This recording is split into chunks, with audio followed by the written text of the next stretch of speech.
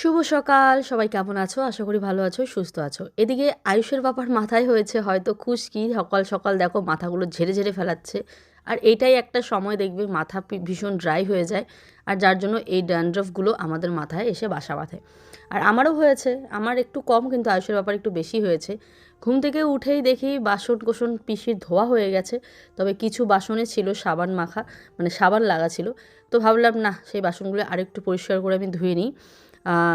দিয়ে দিলাম এদিকে মটর চালু, কলটা মানে মোটর আসাতে কলটা যেন এক ফোঁটাও চাপ দিতে ইচ্ছে করে না। এই জন্যই আমি কল চাপ দিয়ে কাজ করতে পছন্দ করতাম। মানে মোটর আনলেই ভাবতাম যে এই তো মোটর আনলেই আমার কাজ করা হয়ে গেল। আর কলটা চাপ দিলে কি হয়, একটা এক্সারসাইজ হয়, কোমরের একটা এক্সারসাইজ হয়, মানে সারাটা শরীর মানে পুরো এক্সারসাইজের মধ্যে থাকে কল চাপ দিলে। বাট কল চাপা তো আজকাল ভুলেই গেছে এই মোটরের জন্য। মানুষ তো মানে কি বলবো, অনেকে হয়তো বলবে এটা তোমার অহংকার বা কিছু, না গো, মানুষ তো অভ্যাসের দাস, তাই না? মানুষ অভ্যাসের দাস, মানুষকে যা অভ্যাস করানো হবে মানুষ কিন্তু সেটার উপরই নির্ভর হয়ে যাবে। তো যাকে আমি ফ্রেশ হয়ে আসছি একবারে, বাসনগুলো রেখে গেছিলাম, এগুলো এখন আমি ধুয়ে নেব। কয়েকটা বাসনই আছে, আর খুব একটা বাসন হয় না। পিসি কি করে বলো তো, এই সুন্দর মানে আমি ঘুম থেকে ওঠার আগে পিসি বাসন কোসন মোটামুটি ধোয়া হয়েই যায় তোমাদের কাছে সাথে, এই জন্য কিন্তু বাসন ধোয়াগুলো আর শেয়ার করতে পারি না। ঘুম থেকে উঠে দেখি পিসির এগুলো কাজ হয়ে যায়। কিন্তু আগে যেই দিদি ছিল কখনোই নয়, আমি যদি যখন উঠতাম ওই দিদি তখনই উঠে তারপরে কাজবাজ শুরু করতো। তারপরেও আমাকে কিন্তু হাত লাগাতেই হতো। কিন্তু এই পিসি কী করে, ওর মানে পিসি তো মানে আগে খেতে কাজ করতো, মানে মানুষের জমিতে কাজ করতো, তো অনেক সকাল সকাল ওঠার অভ্যেস। ভোরবেলা উঠে সংসারে কাজকর্ম সেরে তারপরে কিন্তু খেতে খামারে কাজ করতে যেত। তো ওই অভ্যেসটা পিসি কিন্তু আর ছাড়তে পারে না। তো এখানে এসেও কোনো রকম লেট করে না, ওই ঘুম থেকে উঠে কিন্তু আগে পিসি বাসন কোসন ঝাড় দিয়ে বাসি কাজ মোটামুটি সেরেই রাখে।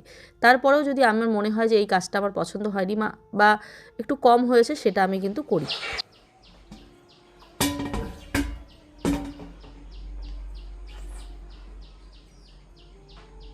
তারপর যেমন ঘুম থেকে উঠে নিজের ঘর দুয়ার ঝাড়া, যেমন আজকে রান্নাঘরটা পুরো তেল তেল হয়ে আছে, আমি কিন্তু সকাল সকাল আজকে রান্নাঘরটা মুছে নেব। আমি চেষ্টা করি সব সময় আমার ঘর দুয়ারগুলো পরিষ্কার রাখার। তারপরে বাকি যেগুলো, যেমন বিকেলের ঘর ঝাড় দেওয়া, একটুখানি উঠোন ঝাড় দেওয়া, এগুলো কিন্তু পিসিকে দিয়ে করাই, মানে যেগুলো আমি না করলেও হবে। আর সংসারের কাজ আমাকে কিন্তু করতে হয়। যেমন এই রান্নাঘরটা আজকে পুরো তেল চিটচিটে হয়ে আছে, মানে পিসি মোছে। কিন্তু কি বলো তো, ওই যে আমি একটু বেশি মানে ইয়ে করে মুছতে মুছতে একটা অভ্যেস হয়ে গেছে। তো সকালবেলার দিকে আমি মুছে দিই, তারপরে যেমন পিসি দুপুরবেলা মুছলেও কোনো সমস্যা নেই, মানে তখন হালকা মুছলেও সমস্যা নেই। মানে আশা করি বোঝাতে পারছি, আমি সকালবেলা একদম ডিপ ক্লিন করে ফেলি আর কি, যেটা আজকে তোমাদের সাথে আমি শেয়ার করব। এই যে যেমন বাইরের বাসনে পিসি সব ছোটো ছোটো বাসন একসাথে রেখেছে, এগুলো কিন্তু আমি পিসিকে বলি কাজ করছি, আর পিসিকে বলি, পরে পিসি আবার সব ঠিকঠাক করে নেয়। একটা সংসার থেকে আরেকটা সংসারে এসে মানিয়ে নেওয়া কিন্তু সবার পক্ষে সম্ভব নয়, তাই না? তো আমি যেভাবে কাজ করি, আমি ঠিক যেভাবে পছন্দ করি, পিসি সেইভাবে হয়তো করতে পারছে না, কিন্তু পিসিকে বলে দিলে পিসি ঠিক ওইভাবে করে নেয়। বাইরের ওই লাল, আমি খুব তোতলাই আজকাল, মানে কি বলবো, বাইরের ওই লাল ঝুড়িটার মধ্যে ছোটো ছোটো বাটি বাসনগুলো ছিল, সেগুলো আমি সব এই যে র্যাকটার মধ্যে এখন রাখবো। আর বাসনের মধ্যে কি মাঝে মাঝে সাবান লেগে থাকে, তখন সেই বাসনগুলো আমি বার করে নিজেই পরিষ্কার করে ধুয়ে নিই। আর আমাকে দেখো আজকে ঘুম থেকে উঠে পুরো পাগলির মতো লাগছে, তাই না? অনেকেই বলেছে মানে ঘরে ঢুকতেই ওই লাল ঝুড়িটা ভীষণই বাজে লাগে দেখতে। তো দেখো, আমরা তো মিডল ক্লাস ফ্যামিলি, আমাদের সত্যিই কোথায় কী রাখবো কোনো ঠিক নেই। মানে এটা ধরো সেরকম কোনো রান্নাঘর নয় যে এই ক্যাবিনেটের ভিতরে এটা রাখবো, এটা এখানে রাখবো, এরকম কোনো ব্যাপার নেই। আমরা হচ্ছে গোছানি দিয়ে কথা, জায়গা নেই, যেখানে খুশি সেখানে রেখে দিই। সত্যি বলছি, ওই লাল ঝুড়িটা রাখার মতো সেরকম জায়গা নেই। এবার ঘরেও তো ঢোকানো যাবে না বাসনের ঝুড়ি। আর এই আলমারিটা যা ঢুকিয়েছি এই রান্নাঘরে ছোট, এটাকেও রাখার জায়গা নেই। এবার এটাকে কোথায় রাখবো, এটাকে রান্নাঘরে রেখেছি। আর লাল ঝুড়িটার মধ্যে বড় বড় বাসনগুলো রাখতে হয়, সেটাকে ফেলে দিলে কিন্তু চলবে না, তাই না? ফেলে মানে সেটাকে ইউজ না করলেও চলবে না। তো সেই জন্য আমি কি করেছি, ওইখানেই বাসনটা রেখেছি, আমারও সুবিধা হয় ধুয়ে বড় বড় বাসনগুলো ওই লাল ঝুড়িটার মধ্যে সুন্দর করে গুছিয়ে রাখি। কালকে অনেকে কমেন্ট করে বলেছো, যে অনেকে বলতে ওই দুই একজন বলেছো যে সবসময় নেই নেই নেই নেই করো কেন। তো আমি জানি না আমি কোন ভিডিওতে নেই করেছি। আমার সাথে যেটা ঘটেছে, আমি তো তোমাদের বললাম এই মাসে আমাকে কতগুলো টাকার লোন শোধ করতে হয়েছে। এটা একটা নিশ্চিন্ত না বলো? এবার হাতে যেহেতু টাকা নেই, তো সেটা আমি ভিডিওতে বলবো না। মানে আমার মনে হয়েছে যে এটা বললে আহামরি আমার কোনো ক্ষতি হবে না, তো এটা বলতেই পারি। এরকম পরিস্থিতি আমাদের সবার সাথে হয়ে থাকে। আর যারা আমার ব্লগ দেখে তারা তো তাদের সাথে আমাকে রিলেট করে, তাই না? তো আমার যেই ক্রাইসিসগুলো চলছে, আমার যেই সমস্যাগুলো চলছে সেটা যদি আমি ব্লগে শেয়ার করি তাহলে ক্ষতি কী? সবাই তখনই তো আমার ভিডিওগুলো দেখবে মানুষ, তাই না? এই যে ভিডিও করি তারপরে সেটার উপর ভয়েস ওভার, এটা যে কতটা খাটুনি, কতটা যে ভেবে আমাদের ভয়েস ওভার করতে হয় যে যেই ঘটনাগুলো ঘটছে সেটাকেই আমরা এমনভাবে বলবো যাতে কারো ক্ষতিও না হয় বা আমারও কোনো ক্ষতি না হয় বা কোনো সমস্যা না হয় বা কাউকে আমরা অপমানও না করি, এইভাবেই আমাদের ভয়েস ওভারগুলো দিতে হয়। তবেই না ভিডিওগুলোতে মানুষ স্টে করে আমাদের, তাই না? এই ভিডিওগুলো মানুষ দেখে এতক্ষণ ধরে। তো যাকগে, পুরো টেবিলটা একটু নোংরা হয়ে গেছিলো, বাইরে যেহেতু টেবিল পাতা আছে, উপরে টিকটিকি পটি ঠটি করে, তাই একটুখানি মুছে টুছে পরিষ্কার করে নিলাম। বোতলের ডিব্বাগুলোও পরিষ্কার করার জন্য দুধ বানাবো।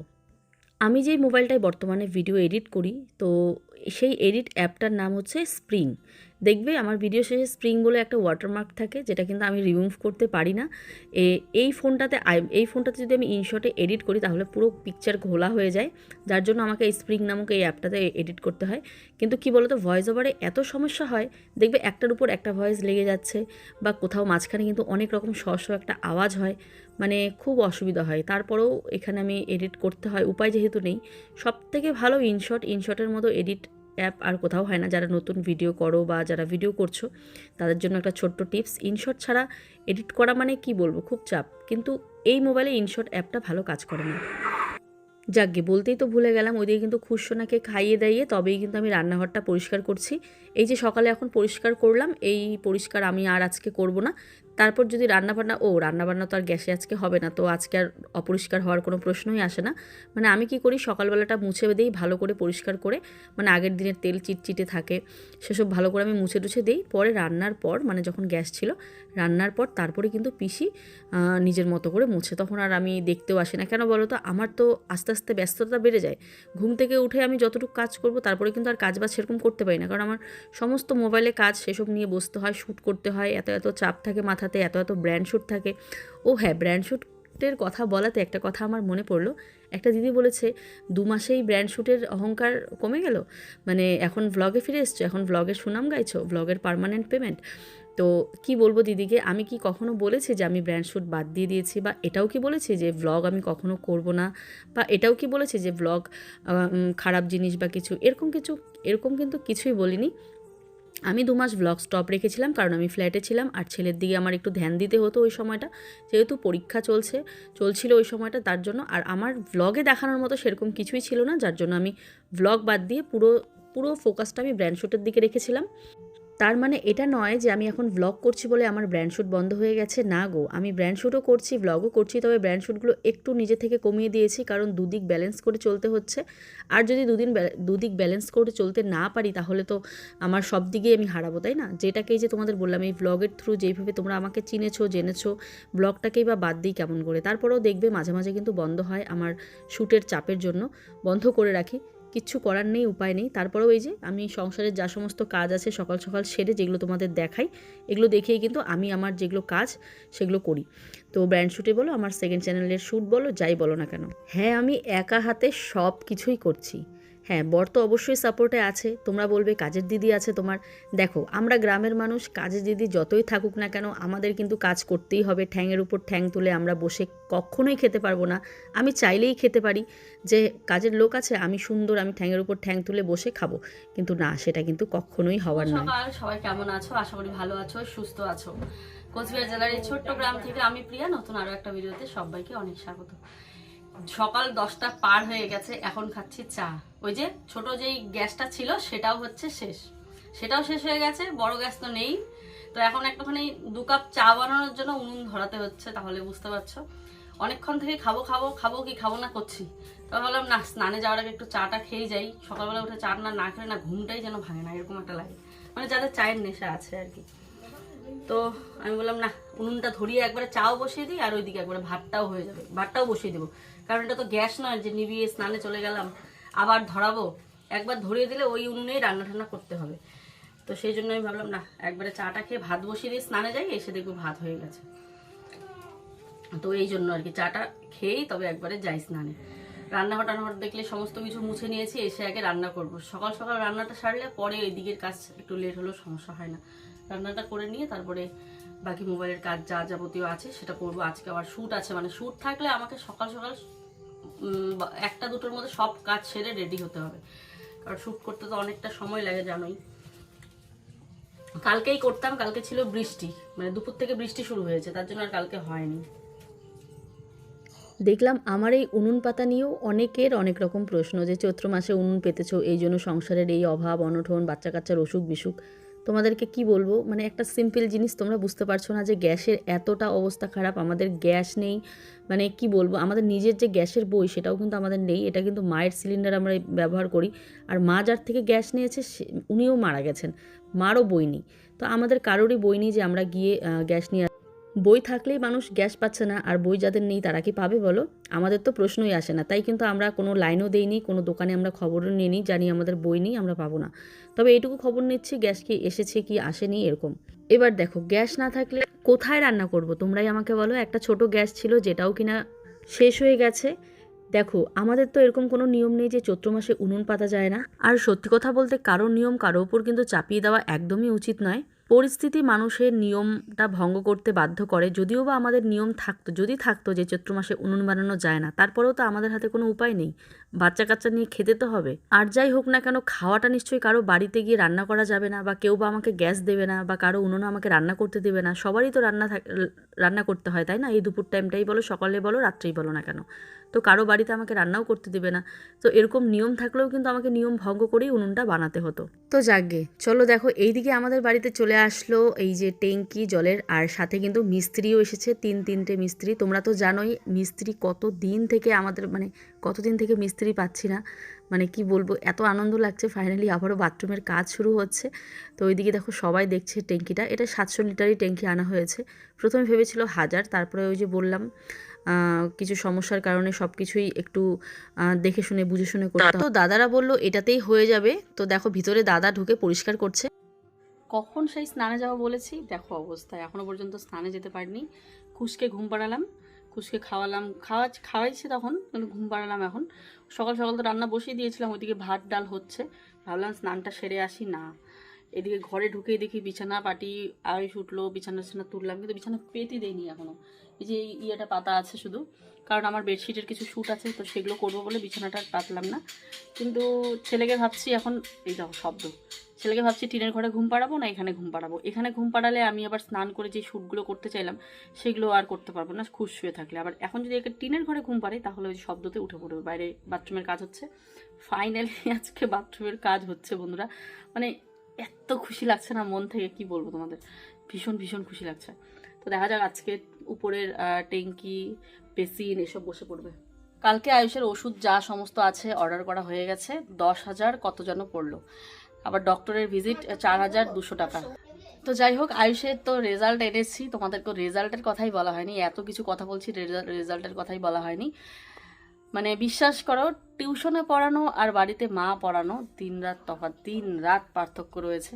তারপরেও চেষ্টা করছি। টিউশনটা দিতে হবে কেন, মানে মুশকিল কোনো সময় পড়াতে পারি না, তখন কিন্তু টিউশনটার প্রয়োজন হয়। তো টিউশনটা তো দেবই, তারপরে আমাকেও কিন্তু গাইড করতে হবে, যেইভাবে এই 2 মাস করেছি। হাফ ইয়ারলি পরীক্ষা তো আয়ুষের একদম ভালো হয়নি ধরতে গেলে, কিন্তু অ্যানুয়াল পরীক্ষাটা হয়েছে, মোটামুটি হয়েছে। সব 75, 80, 85, 87 এরকম করে মার্কস তুলেছে। তো হয়েছে মোটামুটি, খুব একটা যে ভালো হয়েছে তা না, মোটামুটি হয়েছে। তো এই বছর নতুন তো, ইংরেজিতে সব কিছু লিখতে হয়। তো এবার মানে অ্যানুয়ালি পরীক্ষাতে সুন্দর লিখেছে, স্পেলিং ঠেলিং কিচ্ছু মানে মিস্টেক হয়নি। যত বড় বড় কোশ্চেন দিয়েছে না কেন, ইংলিশ 2, ইংলিশ 1, ভুল হয়েছে কি বলতো, ছোট্টগুলোর জন্য নাম্বারটা কম উঠেছে। ও পড়েনি, ও না পড়েই উত্তর লিখেছে, যার জন্য কিছু ভুল হয়েছে। কিন্তু বাড়িতে সব এগুলো পারে, ধরলে পারে, সবই বলতে পারে, কিন্তু ওই মানে পুরো পড়াটা যে পুরো পড়ে তারপরে যে অ্যান্সারটা লিখবে, যেগুলো হেল্প বক্স থাকে বা ধরো ট্রু ফলস থাকে, এই জিনিসগুলো ভুল হয়েছে। কিন্তু বড় বড় যা আছে, আমরা যেমন বাংলাতে প্রশ্ন উত্তর লিখি, ওরা যে ইংরেজিতে লেখে, মানে ইংরাজির যে প্রশ্ন উত্তরগুলো হয় সবগুলোই ঠিক আছে, কারণ ওগুলো পুরো বাড়িতে ওকে আমি ভালো করে পড়িয়েছিলাম। ওগুলোতে একদম 2, 3 যেই নাম্বার ছিল সেগুলোই পেয়েছে। তবে হ্যান্ডরাইটিং খারাপ হয়েছে, বাড়িতে যেই হ্যান্ডরাইটিং করে সেটা হয়নি স্কুলে, কারণ তাড়াহুড়োর মধ্যে বোধহয় লিখেছে। তো যাই হোক, এবার যাতে আরও ভালো হয়, বেস্ট হয়। সব থেকে মার্কস ভালো তুলেছে ম্যাথসে। তো চলো, অনেকক্ষণ বকবক করে ফেললাম, এবারে আমি স্নানে যাওয়ার আগে ডালটা সম্বার দিই। সামনে আয়ুষ ছিল, তাই কথাটা তোমাদের সাথে ভালোভাবে শেয়ার করতে পারলাম না। মানে ও সামনে থাকলে ওর যতই ভালো রেজাল্ট হোক না কেন, ওকে কিন্তু আমাকে বলতে হবে যে সেরকম একটা ভালো হয়নি, আমি যেটা বুঝি আর কি। তো এখানে ডাল সম্বার দিচ্ছি। আর আরেকটা কথা বলছি তোমাদের, যে বাংলা মিডিয়াম থেকে ইংলিশ মিডিয়ামে যাওয়া একটা বাচ্চার রেজাল্ট যে হুট করে ভালো হবে তার কিন্তু কোনো মানে নেই। প্রথম, দ্বিতীয়, তৃতীয় যে টেস্টগুলো দিয়েছে খুব যে ভালো হয়েছে তা নয়। হাফ ইয়ারলি যে পরীক্ষাটা হয়েছে সেটাও যে খুব ভালো হয়েছে তা নয়। হাফ ইয়ারলি পরীক্ষাটাও একদমই খারাপ হয়েছিল, তোমাদেরকে বলা হয়নি। আমি চেষ্টা করছিলাম যে এই 2 মাস দেখি আমি গাইড করার পর যদি ওর রেজাল্টটা কীরকম হয়, যদি ভালো হয় বা খারাপ হয়, অ্যানুয়ালি পরীক্ষার রেজাল্টটা আমি তোমাদের অবশ্যই জানাবো। যে একটা বাংলা মিডিয়াম থেকে ইংলিশ মিডিয়ামে একটা বাচ্চা যদি যায় তার প্রতি সে কীরকম রেজাল্ট করতে পারে সেটাই আমি তোমাদেরকে খারাপ হলেও কিন্তু জানাতাম। কিন্তু আমি ভাবতে পারিনি অ্যানুয়ালি পরীক্ষার রেজাল্টটা দেখে, যে ওর খাতাটা যখন আমি দেখছিলাম আমি জানি সবই ভুল হবে। ও তো সব আন্দাজে লেখে, বা ধরো বানান ভুল করে, বা স্পেলিং মানে সরি বানান স্পেলিং তো একই, মানে বানান ভুল করে, প্লাস ওর লেখাতে অনেক রকম মিস্টেক থাকে, তারপরে উল্টোপাল্টা লেখে। এটা কিন্তু আমি হাফ ইয়ারলিতে ফলো করেছিলাম যে ও কি, আমার কাছে ও ভালো লিখছে, ও কেন স্কুলে লিখতে পারছে না। আমার এটাই মাথায় ছিল যে অ্যানুয়ালি পরীক্ষার সময়ও হয়তো সেটাই করবে। এটাও করেছি, হাফ ইয়ারলি পরীক্ষার কোয়েশ্চেনগুলো আমি বাড়িতে এসে লেখাই, তখন দেখি ঠিকই পারে। তো আমার আশাই করিনি যে ও অ্যানুয়ালি পরীক্ষাতে সব কিছুই লিখবে, বানানো সঠিক হবে। আমি স্নানে যাব বলছিলাম, খুশ আবার উঠেও গেছে, আমি ভিডিও এডিট করছি। আমার বর তরকারি রান্না করেছে, দেখো আমার জন্য কোথায় নিয়ে এসেছে, ঘরের মধ্যে। আমি লবণ চেক করাতে আনলাম, গামলা সহকারে নিয়ে আসছো কেন? কালারটা ভালো হয়েছে। এত বাজে কেমন রান্না করছো? ভালো হয় নাই, ভালো হয়নি। টেস্টি যে না এলা খুন্তিটা আবার মুখে ঢুকায় দাও, চেক করলাম লবণ ঠিক আছে রে। এলা থেকে তরকারি রান দিয়ে আমিও তোমার ঘরে এমন কড়াই নিয়ে আসবো, দেখো তো কেমন হয়েছে। ওই দেবো গন্ধ শুকে আবার রান্ধো। বাঁধাকপি ভালো লাগে না, এটা কি এইটা কি এলা মোট হাতে দিবা? ঝুনে খিচুড়ি কষা কষা ইয়া। হ্যাঁ হ্যাঁ, চলো এখন আমি স্নান করে মাংসটা বানাবো। আমার এডিট হয়ে গেল, 2টোর দিকে পোস্ট করার চেষ্টা করি প্রত্যেকদিনই, কিন্তু হয় না এত কাজের চাপে। হ্যাঁ রান্নাটা ভালো হয়েছে, ভালো ভালো খুব ভালো। তো প্রিয়া এখন মানে স্নান করতে গেছে আর কি, তো মিস্ত্রিগুলো আছে, তো দেরি হয়ে যাবে খেতে। আমি ভাবলাম তাড়াতাড়ি করে আমি মাংসটা উঠিয়ে দিই, তারপরে প্রিয়া এসে বাদ বাকি কাজটুকু করবে। যখন আমি ইংলিশ মিডিয়ামে ছেলেকে ভর্তি করি, আজকে যেহেতু কন্টেন্ট এটাই, তাই অনেক কিছু কথা তোমাদের সাথে শেয়ার করতে ইচ্ছে করছে, বুঝতে পারলে। যখন আমি ইংলিশ মিডিয়ামে ছেলেকে ভর্তি করি, কমেন্টস তো প্রচুর আসে, নানান রকম নানান নেগেটিভ কমেন্টস আসে। তারপরেও আমার শ্বশুরবাড়ির থেকে একজন আমাকে বলে, আমাকে না আমি শুনেছি একজনকে বলেছে যে বাংলাই তো ভালোভাবে পড়তে পারে না, আবার ইংলিশ পড়বে। তো আমি বলি, আমার ছেলে কিন্তু একদম ছোটোর থেকে ক্লাসে ফার্স্ট সেকেন্ড হয়ে এসেছে। তারপরে তো 1 বছর ওর গ্যাপ গেল, 1 বছর গ্যাপে ও অনেকটা মানে কি বলবো, একটু অন্যরকম হয়ে গেছিলো পড়াশোনায়। তারপরে আবার স্কুলে ভর্তি করানোর পর এই ইংলিশ মিডিয়ামে, তো না এইবার এই স্কুলে কোনো ফার্স্ট সেকেন্ড থার্ড হয়নি। একদম আমি বলতে পারবো গলা উঁচু করে, কারণ ওর পক্ষে সম্ভব নয় ফার্স্ট সেকেন্ড থার্ড হওয়া, যেহেতু প্রথম ইংলিশ মিডিয়াম স্কুলে। এতটা মানে কি বলবো, ওর কাছে একদম কঠিন হয়ে গেছিলো, সব কিছু ইংলিশ। ওদের স্কুলে বাংলাতে কথা পর্যন্ত বলতে দেয় না, বললেই পানিশমেন্ট দেয়। তো সেখানে ওকে ইংলিশে বলতে হয়, ও ট্রাই করে, এখন কিন্তু ও পারে, কথাটাও ভালোভাবে বলতে পারে ইংরাজিতে, বাড়িতে আমাদের সাথে বলে। তো একটা বাচ্চা এই 1 বছরে যতটুকু শিখেছে, আমি এটা মানে গর্ব করে বলতে পারি অনেক, আমার কাছে তো অনেক। তো ও যদি ছোটোর থেকে শিখতো, বা ছোটোর থেকে যদি ইংলিশ মিডিয়াম স্কুলে পড়তো, তাহলে হয়তো আরও ভালো পারতো। তো যিনি বলেছেন যে বাংলাই পারে না আবার ইংরাজি, তো তাকে যদি সত্যি রেজাল্টটা এনে দেখাতে পারতাম। সেদিন রেজাল্টটা স্কুলে দিয়েছে, আবার নিয়েও নিয়েছিল, মানে ওই খাতাগুলো দেখায় না, আর এমনি এমনি যেটা নর্মাল রেজাল্ট হয় সেটা কিন্তু আনা হয়নি, সেটা নিয়ে আসবো। আমি খাতাটা গিয়ে দেখে এসেছি, খাতার লেখাগুলো যদি দেখাতে পারতাম যে ও কীভাবে লিখেছে, যে আমরা যে নর্মাল বাংলা মিডিয়ামে পড়ি, ক্লাস 3-4 বাচ্চা যেরকম করে লেখে, ও কিন্তু সেইভাবে লিখেছে, প্রত্যেকটা অ্যান্সার ঠিকভাবে দিয়েছে, সঠিকভাবে লিখেছে। তো জানি না তাদের মেন্টালিটি কেমন, একটা ছোট বাচ্চাকে নিয়েও তারা এমন মন্তব্য করে, তো তাদের মাকে নিয়ে তো তারা মন্তব্য করবেই করবে। ও মনে পড়েছে, এই কথাটা আমার শাশুড়ি মাকে বলেছেন, যে বাংলাই পারে না আবার ইংরাজি কী পারবে আর কি। এই কথাটা আমার এখনও মনে পড়ে, আর মানুষটাকে দেখলে আমার এখনও রাগ হয় যে একটা বাচ্চাকে নিয়ে কিভাবে এরকম মন্তব্য করে। তারপরেও আমি মানুষটার সাথে দিব্যি ভালোভাবেই কথা বলি। তো যাকগে চলো, রান্নাবান্না করে সমস্ত পরিষ্কার করে নিয়েছি, এবার মিস্ত্রি দাদাদের খেতে দেবো। তো এই যে সমস্ত কিছু রেডি করে নিয়েছি, এই দেখো আজকের রান্না কত কিছু হয়েছে। ভাত বাড়ছি এখন, সবাই বসে, আয়ুষ অপেক্ষা করছে, অধীর আগ্রহে আয়ুষ অপেক্ষা করছে খেতে। ওই যখন আয়ুষ স্নান টান করে বসে আছে।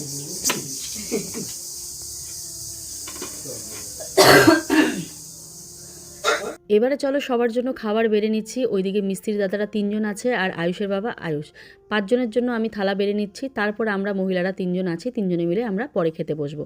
তো এখানে বাঁধাকপির ঘন্ট তো আয়ুষের বাবা বানালো, আমি বেগুন ভাজলাম, পাঁপড় ভাজলাম, আর মাংসটাও আয়ুষের বাবা বানিয়েছে, আর আমি ডাল বানিয়েছিলাম। এই হলো আজকের প্রায় 5 রকমের তরকারি, মানে দারুণ হয়েছিল খাবার দাবারগুলো। আর উনুনের রান্না তো সবসময় ভালো হয়, মানে ভালো না হওয়ার কোনো কারণ নেই। ভাত, ডাল, বেগুন ভাজা, ঘন্ট এসব দিয়ে আসলাম। এবারে সবার জন্য এই মাংস বাটতে বসে পড়লাম। আর এই যে নাইটিটা দেখতে পাচ্ছ, এটা কিন্তু ওড়না নাইটি, ভীষণই সুন্দর। তো তোমাদের যদি পছন্দ হয় অবশ্যই আমি দেখবে, আজকে না হলেও কালকে আমি কমিউনিটিতে লিঙ্ক দিয়ে দেবো, তোমাদের সাথে শেয়ার করব। কোনো না কোনো সময় যাদের পছন্দ হবে আমার কমিউনিটি পোস্টে একটু চেক করো, ওখানে কিন্তু তোমরা লিঙ্কগুলো পেয়ে যাবে। এই ওড়না নাইটি, ওড়নার সাথে পিওর কটনের আর কি নাইটিটা আমার ভীষণ ভালো লেগেছে। তো দেখো এবারে সবার জন্য বাটি বার করলাম, বাটি ছাড়া না হয় না। তো থালায় দিতে কীরকম লাগে, তো ওই যে বাটিতেই 4 টুকরো 5 টুকরো করে মাংস, 1 টুকরো বড় করে আলু দিয়েছি। তো মাংসটা কিন্তু আজকে দারুণ হয়েছে। আয়ুষের বাবা রান্না করেছে, তো অনেক দিন পর কিন্তু ও মাংস রান্না করলো। তো চলো আজকের মতো ভিডিওটা এখানেই শেষ করছি। ফিরে আসছি আগামীকাল আরও একটা ভিডিও নিয়ে। সবাই ভালো থেকো, সুস্থ থেকো, টাটা।